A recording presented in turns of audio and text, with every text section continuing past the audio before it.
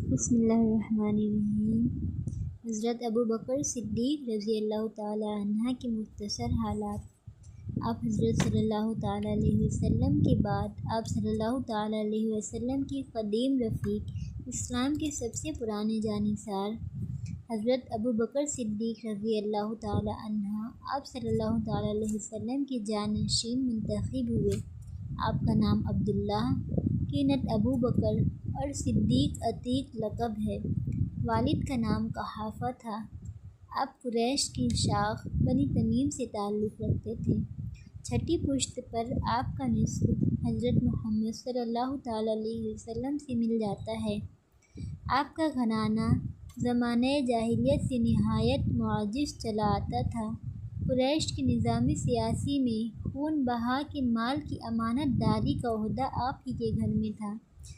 اسلام سے پہلے حضرت ابو بکر رضی اللہ تعالیٰ عنہ کا شغل تجارت تھا اور شرفائے مکہ میں آپ بڑی عزت کی نگاہ سے دیکھے جاتے تھے۔ حضرت ابو بکر صدیق رضی اللہ تعالیٰ عنہ تقریباً آپ حضرت صلی اللہ تعالیٰ علیہ وسلم کے ہم عمر تھے۔ طبیعت کی یکسانیت کی وجہ سے بچپن سے ہی دونوں میں گہرے تعلقات تھے۔ ان تعلقات کی وجہ سے دونوں ایک دوسرے کے اخلاق و سیرت سے اچھی طرح واقف تھے۔ چنانچہ آپ حضرت صلی اللہ تعالیٰ علیہ وسلم نے جس وقت سب سے پہلی مرتبہ اسلام کی دعوت دی تو حضرت ابو بکر صدیق رضی اللہ تعالیٰ عنہ نے بغیر کسی شک و شبہ کے اس کی تصدیق کی۔ قبول اسلام کے بعد اسلام کی تبلیغ میں آپ حضرت صلی اللہ تعالیٰ علیہ وسلم کے دست راست بن گئے اور راہ خدا میں جان و مال اور عزت و آبرو سب نثار کر دی، اور میدان جانثاری میں کوئی دوسرا صحابی آپ سے بازی نہ لے جا سکا۔ بعد موقع پر گھر کا سارا اثاثہ اللہ کی راہ میں دے دیا۔ جب آپ حضرت صلی اللہ تعالیٰ علیہ وسلم نے ان سے پوچھا کہ کچھ اہل عیال کے لیے بھی چھوڑا ہے تو عرض کیا، ان کے لیے اللہ اور اللہ کا رسول کافی ہے۔ کسی صحابہ رضی اللہ تعالیٰ عنہ کی اسلامی خدمات آپ کے برابر نہیں ہیں۔ اس کی مختصر فہرست یہ ہے: قریش کے سن رسیدہ لوگوں میں سب سے اول اسلام قبول کیا اور مکہ کی خطر اور مظلومیت کی زندگی کے ہر مرحلے میں آپ حضرت صلی اللہ تعالیٰ علیہ وسلم کے پشت پناہ رہے۔ تبلیغ الاسلام میں حضرت صلی اللہ تعالیٰ علیہ وسلم کی رفاقت کرتے، جہاں حضور صلی اللہ تعالیٰ علیہ وسلم تشریف لے جاتے ساتھ جاتے اور اپنے جاننے والوں سے آپ کے تعارف کراتے۔ حضرت عثمان، حضرت زبیر بن عوام، حضرت عبد الرحمن بن عوف، حضرت سعد بن ابی وقاص، حضرت ابو عبیدہ بن جراح، حضرت عثمان بن مظعون رضی اللہ تعالیٰ عنہ جیسے اکابرین اسلام آپ ہی کی کوششوں سے مشرف با اسلام ہوئے۔ کفار کے ظلم و جور کے مقابلے میں سینہ سپر رہے۔ حضرت بلال، حضرت عامر بن فہیر رضی اللہ تعالیٰ عنہ اور غلاموں کو اپنے مال سے آزاد کرایا، جو اسلام کے جرم میں اپنے مشرک آقاؤں کے ظلم و جور کا نشانہ تھے۔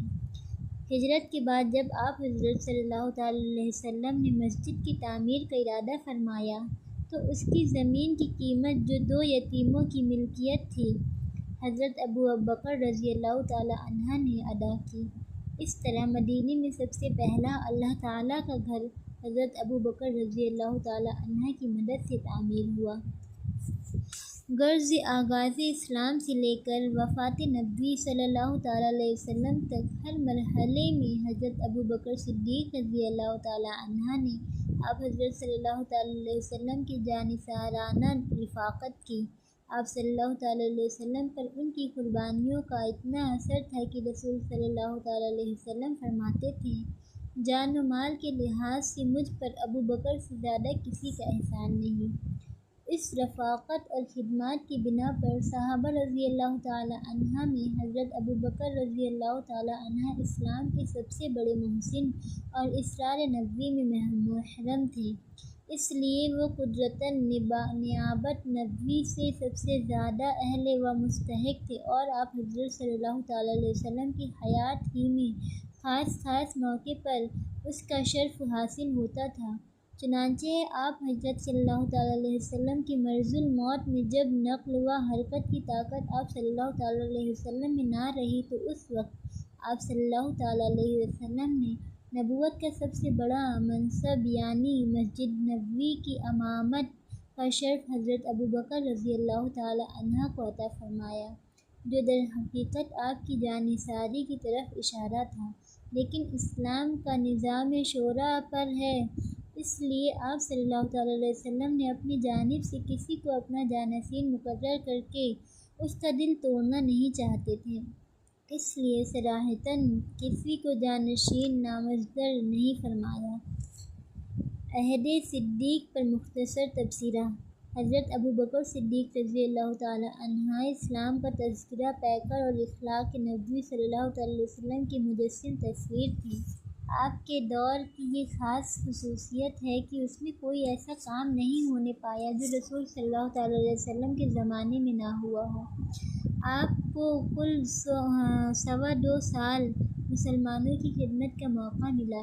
اس قلیل مدت میں آپ نے اسلام اور مسلمان کی وہ گراہ قدر خدمات انجام دی اور آئندہ حکمرانوں کے لیے ایسا نمونہ چھوڑ گئے کہ جو دوسروں سے برسوں میں ممکن نہ تھا۔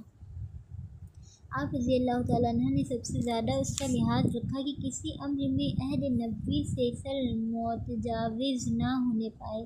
وہ عہد رسالت کے قرب کے اثر سے اس کے تدارک کی ضرورت کم پیش آتی تھی، لیکن جہاں شائبہ بھی نظر آتا تھا سختی کے ساتھ اس کا تدارک فرماتے تھے۔ آخری وصیت اور وفات۔ انتخاب خلیفہ کی اہم ذمہ داری سے فراغت کے بعد حضرت عائشہ رضی اللہ تعالیٰ عنہ کو بلا کر فرمایا، میرے بعد بیت المال کا جو قرض میرے ذمے ہے اسے ادا کرنا۔ میرے پاس مسلمانوں کے مال سے 1 لونڈی اور 2 اونٹنیاں ہیں، اسے عمر رضی اللہ تعالیٰ عنہ کے پاس بھجوا دینا۔ اس کے علاوہ اگر کوئی اور چیز نکل آئے تو اسے بھی بیت المال میں داخل کر دینا۔ کفن کے متعلق فرمایا، میرے بدن پر جو کپڑا ہے اس کو دھو کر کفن پہنا دینا۔ پھر پوچھا، آج کون سا دن ہے؟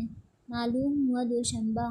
پوچھا، رسول اللہ صلی اللہ تعالیٰ علیہ وسلم نے کس دن دنیا سے رخصت فرمایا تھا؟ عرض کیا، اسی دن فرمایا تھا۔ میری بھی یہی آرزو ہے۔ یہ آرزو پوری ہوئی اور 21 جمادی الثانی 31 ہجری کو دوشنبہ کا دن گزرنے کے بعد شب کو انتقال فرمایا۔ انتقال کے وقت عمر 63 سال کی تھی۔ مدت خلافت 2 سال 3 مہینے اور 10 دن ہے۔ وصیت کے مطابق رات کو ہی تجہیز و تدفین ہوئی۔ آپ کی بیوی اسمہ بنت امیس رضی اللہ تعالیٰ عنہ نے غسل دیا۔ حضرت عمر فاروق رضی اللہ تعالیٰ عنہ نے نماز جنازہ پڑھائی اور آقائے نامدار جس کی رفاقت میں ساری عمر گزری تھی انہی کے پہلو میں سپرد خاک کر دیے گئے۔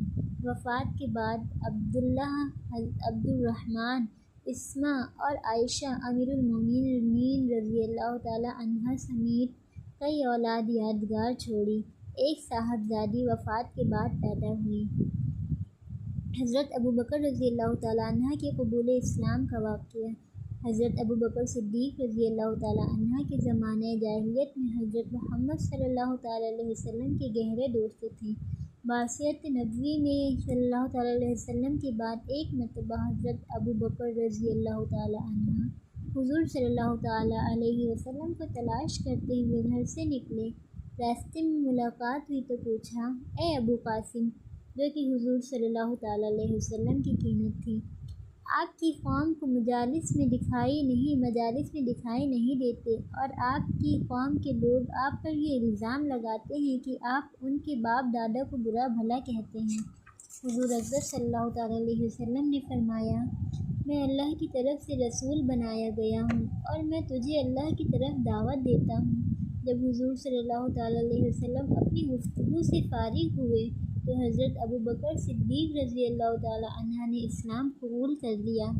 حضور صلی اللہ تعالیٰ علیہ وسلم اس حال میں وہاں سے رخصت ہوئے کہ مکہ کے 2 پہاڑوں کے درمیان اس وقت آپ سے زیادہ خوش اور مسرور کوئی آدمی نہ تھا۔ حضور صلی اللہ تعالیٰ علیہ وسلم سے ملاقات کے بعد حضرت ابو بکر رضی اللہ تعالی عنہ اپنے ساتھیوں سے ملاقات کے لیے چلے گئے اور حضرت عثمان بن عفان رضی اللہ تعالی عنہ، طلحہ بن عبید رضی اللہ تعالی عنہ، حضرت زبیر بن عوام رضی اللہ تعالیٰ عنہ اور حضرت سعد بن ابی وقاص رضی اللہ تعالیٰ عنہ کو اسلام کی دعوت دی اور وہ سب کے سب دائرۂ اسلام میں داخل ہو گئے۔ اگلے دن صدیق اکبر رضی اللہ تعالیٰ عنہ نے دعوت اسلام کی تبلیغ کے لیے حضرت عثمان بن مظعون رضی اللہ تعالیٰ عنہ، حضرت ابو عبیدہ بن جراح رضی اللہ تعالیٰ عنہ، حضرت عبد الرحمن بن عوف رضی اللہ تعالیٰ عنہ اور حضرت ابو سلیمہ بن عبد الاسد رضی اللہ تعالیٰ عنہ اور حضرت ارقم بن ابی ارقم رضی اللہ تعالیٰ عنہ کے پاس تشریف لے گئے اور ان سب نے بھی اسلام قبول کر لیا۔ سبحان اللہ۔ السلام علیکم ورحمۃ اللہ وبرکاتہ۔